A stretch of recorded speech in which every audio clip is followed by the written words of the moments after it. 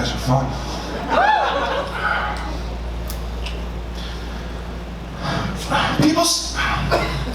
Reparations, Nick. People say, this is some shit I hate. People say that we need to get this country back to the forefathers. The forefathers. We need to get back to the. There's some shit you guys are skipping over. I know they don't do good in it. You know when they bring it up? Gun control.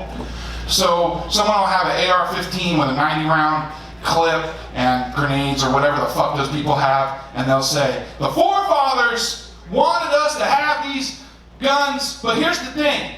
The forefathers had fucking muskets. You know what I mean? They didn't have automatic weapons. So if some dickhead wanted to go and shoot up James Madison's kid's school and shit, you know what I mean? He'd kick in the door and he'd be like, fuck all ye! Boom! And then you have to put the fucking put your powdered wigs and your buckled shoes and hey, where are you going? You know what I mean? It's not applicable.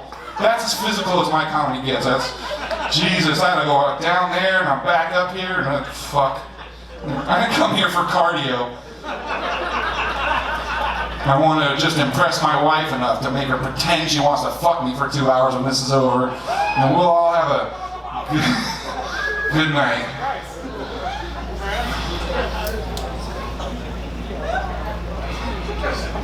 I'm trying to be more empathetic person, man. I'm really trying to understand the hurt and suffering of other people, not be such a narcissist, you know what I mean? Like, I was feeling real bad.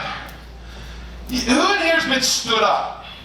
Nobody ever says shit. I've done this 15 times. You lying? Thank you. You lie. We're not as cool as we pretend to be. None of you. Starting over. All right. Guys ever been stood up? It's a fucking horrible feeling, right? It's a horrible feeling because you believed in it. That means you believed in another person. You believed that they wanted to be with you. And you spent the whole day in your nice dress or your pointy stupid hat by the phone, whatever the fuck you're doing, all day waiting, and they never come. And you believed in them. You believed they wanted to be with you and be there for you, and they weren't. And then I wonder how Christians feel, because that's basically their entire fucking life, you know what I mean? They're just waiting for somebody, like, they just get a weird number on their phone and they're like, Jesus? No. Right? And I think about like an old woman that her life is coming to an end, right? She dedicated her whole life to Jesus. She dedicated her whole life to the Word, and she missed out like on so many things, and she knows that she never got to have somebody hold her hair while she could throw up antifreeze green Boone's Farm into a 106-degree porta potty at a Dave Matthews concert, or get a huge scar on her leg for trying to fuck in a hatchback. And she avoided gay people. She never even had a decent hairdo in her life. You know what I mean? She never got to do anything fun with her asshole, right? And now she's at the end of her life, and you're telling me Jesus can't just pass through on a Thursday and hold her hand through one shitty episode of Mike and Molly? Come the fuck on. Jesus, asshole, also. Alright, me, asshole. You guys, assholes. Forefathers, assholes. Jesus, assholes. Now, the police, alright. You're not allowed to say, I wouldn't, I don't say talk shit about police. I saw a thing that you can actually get in trouble if you just post shit on the internet about the police. So what I don't. Some people do. Some people will just see a group of cops and they'll just be like, wow, those guys look like a bunch of dickheads. But I don't. I'm not someone who says that. You know, some people might say, wow, the cops seem like just a bunch of insecure mama's boys and racist psychopaths using guns to compensate for their tiny dicks. I don't say stuff like that. That's not how I talk. You know what I mean? Some people, they just look at a cop, right? They just see the same person. They just think all cops, right? They're just like some high school jock who never got to play college ball because he clumsily squirted autistic twins into a drunk cheerleader into the bleachers at his town's fucking hoedown and chased the grease pig for Jesus town incestathon or whatever the fuck. His father hates him. He's got like this belligerent, scotch-drinking ex-Green Beret father who just refers to him as faggot in every sentence. And all he wants to do is prove things to his dad, so he puts on his shiny shoes and the Hitler Youth haircut, and he goes around treating black people like they're stealing air when they breathe. But Daddy's not impressed, so he has to up his game, right? He has to up his game. So he does what any of us would do when we're trying to prove our manhood. Jumps out of his car and shoots an unarmed 12-year-old kid in the back. Boom, right? No, wrong. But we have Lady Justice. We have Lady Justice to balance the score, right? Not guilty. So in this moment of pride, he turns to Dad and he says, look like I did it. And he goes, you didn't do nothing, you little faggot. So he gets out of there, he blows 3 huge lines, he chokes a prostitute to death behind a Dairy Queen, and now he's down at Canal Side just hoping one of us look at him funny so he can kill us with an assault rifle our taxes paid for. Sounds like some shit somebody that hates cops would say. But I'm not that dude, so I don't talk like that. I don't know. I don't even know what you guys heard. That's a performance piece. You guys think I'm getting all serious and shit. This is serious. You don't think I take this serious? You know I took the time to find socks and a tank top that didn't have cum on it to get dressed for this show? You guys know what the fuck. You people don't know what I'm talking about. You're lucky I just didn't wear sweatpants to this motherfucker. But you can't wear sweatpants. The only excuse for wearing sweatpants in public is so that if you kill yourself, everyone will know you meant it. You know what I mean? It's like EMTs see sweatpants, it's like a sign that says, do not resuscitate. You know what I mean? Like, oh no, this guy, he's done. And I can't kill myself because I'm married. And if I kill myself, she wins.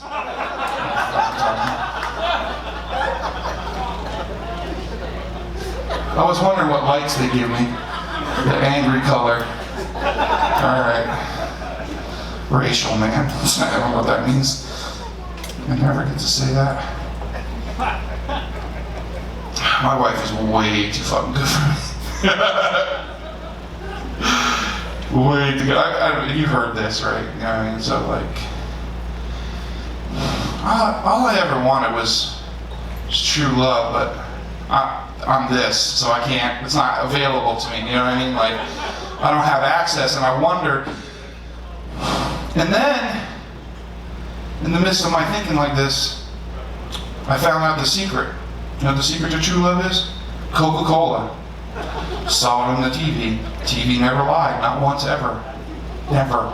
I saw a Coke commercial that showed every demographic of person you could think of, every age, every race, every creed, at the precipice of love, the genesis moment of true love, but something's missing. There's something they're just not connecting, and then someone hands them a Coke.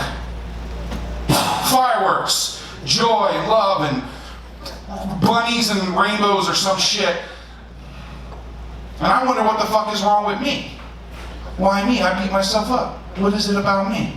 Start thinking. Hey, maybe it's because I was 38 and I just decided I was a comedian all of a sudden. That probably can't be. Maybe because my credit rating is single digits, right? And it might have something to do with it.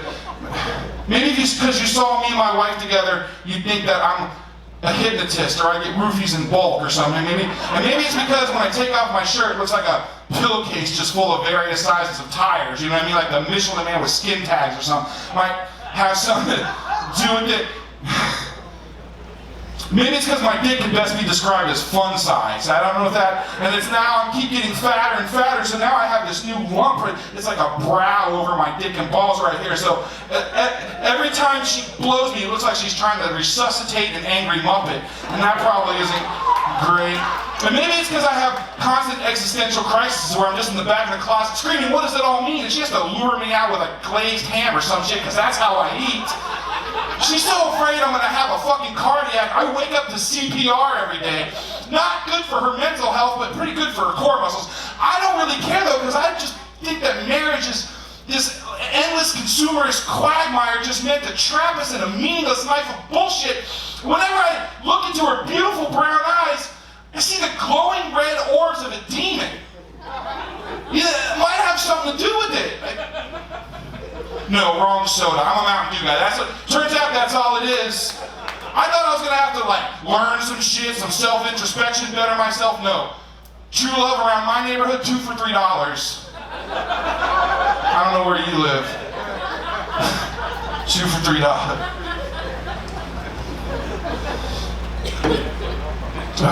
We all learned something, I think.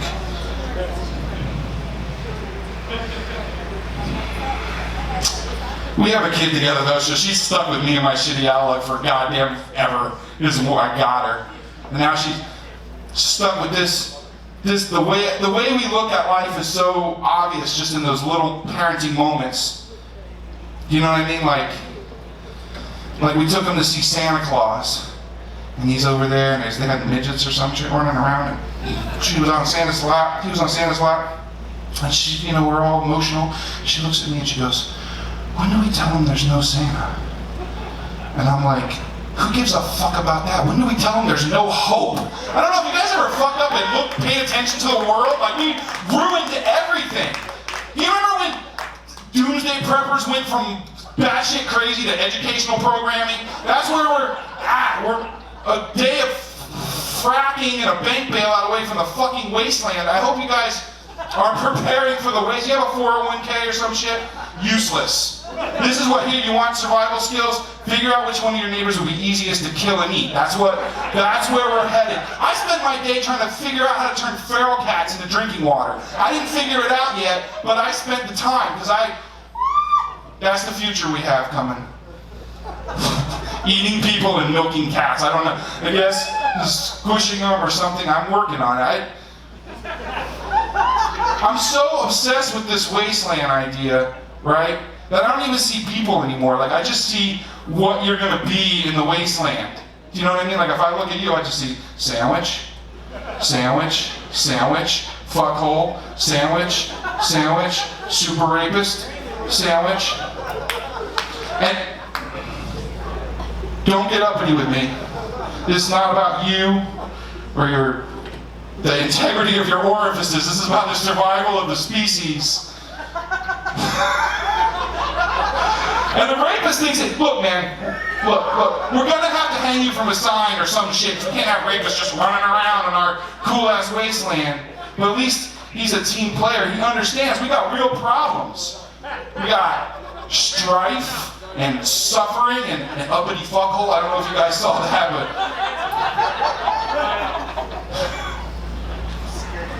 I'm sorry, I got off track. I think what we're talking about is what a wonderful father I am. I'm pretty sure we were talking about what a good dude. What a good dude I am. Let me just soak in my environment for a minute. This is lovely. Yeah. As a parent, you have these moments, these connective moments. Do you know what I mean? And sometimes, hold on a second. It's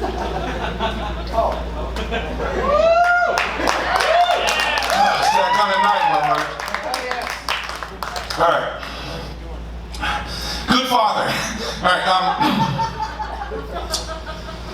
You have these moments where they'll be doing something, and boys, they like to push, so this is a thing you don't want them to fuck with. And you'll go, hey man, don't do that. And he'll go, and you go, hey man, I really don't want you to do that. And I'll fucking do it again. You're like, hey, look, let me talk. Come on. Now look, I know you're a good person. I know you don't want to hurt anybody, right? But what you're doing could really, really hurt someone. And I know you're a good person. I know that's not who you want to be. So please, just don't mess with this anymore, okay? And he'll say, okay, Daddy.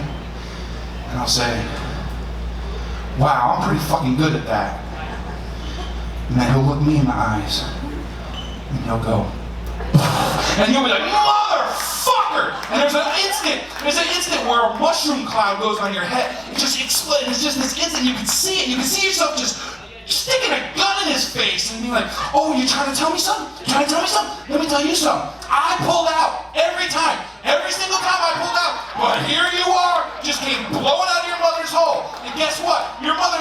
one of my favorite places in the world. But you know what you did to it? You know what you did to your mother's hole? Remember what the Hulk did to Bruce Banner's fucking nut hugger purple corduroys? Right? So now, if I want to come ever for the rest of my life, I gotta toss my fucking pencil into Carlsbad Caverns 3 times a year just to hope I get up. But guess what? I won't leave her, even though she still talks to me like I'm a fucking retarded puppy that shits on her rug. But I can't stand the thought of him learning to play fucking football from some handsome motherfucker with a good job and a nice outlook on life. And I really think she deserves that kind of happiness. And I know I'm bringing my own shit into this, but it's my fault I never taught you how to recognize when someone's at the end of their rope. So I'm telling you now, do not fuck with me.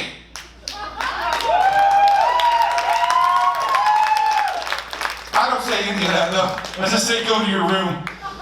And I know what you're thinking. I know what you're thinking, and you're right. I am pretty fucking good at that. You guys have been so fucking fun. Thank you so much for coming out to the drop. This was lovely. I sweated a lot. You're beautiful people. Thank you.